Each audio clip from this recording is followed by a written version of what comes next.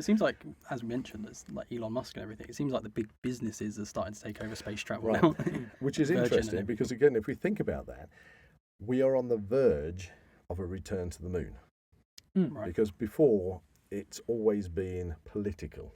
Yes. Why did we go to the moon in the first instance? Because it's a political one-upmanship.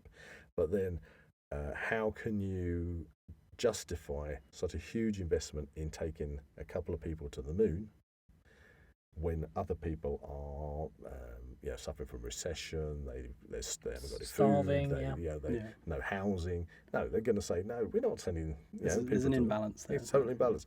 So when the political pressure is everybody's behind us to get that one-upmanship, great, but when it's not, then you're not going to get the funding for it. Yeah. However, with Jeff Bezos, the Blue Origin, and with Elon Musk and SpaceX, and even Richard Branson with his Virgin Galactic, they're commercial. Yeah, it's and kind that's of something privatised. we've never had before. Hasn't it? We've never had that before. Only in movies, like Wayland Yutani in Aliens and things. Yeah. Where you've got the company, Yeah. and so now you've got this push for people to go out into space. Primarily, I would say, well, in the first instance, as we all know, tourism. Yeah. Because they're already sending people up into low Earth orbit for a brief amount of time, just so they say, yeah, we've experienced weightlessness, we've experienced being in space, we've looked down on the Earth. And they've got to make their money back somehow. Yeah. So they're doing that, but it's great publicity as well. Yes. I mean, you're talking about the richest people on the planet. And, of course, there's other research things going into that. I mean, look at the advance in space technology, space travel technologies. It is the booster rockets land themselves now. Yes. And they reuse them. I thought I was amazing the first time I saw that. I thought that was just crazy. If you watch that, you would say that's a lie. That's CGI. That is. They go back to our original 1969 argument. They've never been up there. They're not doing it, and that could never work. It's CGI. Well, it would be CGI nowadays, wouldn't it? But what we've got is a push towards space tourism, which means people want to go out there, and the more people do something. I mean, can you imagine when people first flew? And then I would say, apart from very small planes, the first probably larger, tell me if I'm wrong on this one, but the larger capacity airline type thing would have been probably airships. I'm imagining.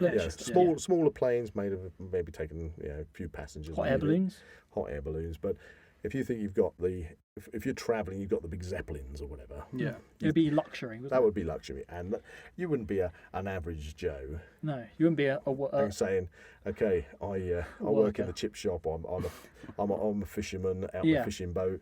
I'm a bus driver. It'd be that luxury. There's no way I'm going to get up and go on one of them tickets on a Zeppelin. Yeah. It's out of my pay range. And then as we progress and things get cheap, now you can fly to Spain for 25 quid on EasyJet. In a couple of hours. For instance, cars were like a luxury when they first came out, and now they're everyone's driving. Well, it's almost not a luxury, it's a necessity for most, everyone's using people. So, and we're seeing a change on that as well. And so, electricity. So where people would find something like an aeroplane ticket, air travel, a complete luxury that they could never afford, now... Yeah. That kind of transportation is open to anybody. Again, it's a daily thing. It's just a daily thing. People go to work on a plane. You don't question it. Yeah. No, don't question it. It was back in I don't know when package holidays started. I assume package holidays probably took off through the 60s and 70s. But I mean, people would go on holiday here in the UK. This is where we're broadcasting, doing our podcast from. Your holiday would be going to Scarborough, Skegness, Bognor Regis, places like that. Hunstanton. And then to think of going to the Costa del Sol ain't never going to happen. Yeah. Okay. But then tour operators get the price down, and the next thing you know, package holidays, and you're off to where you never thought you'd ever get before, and it becomes cheap.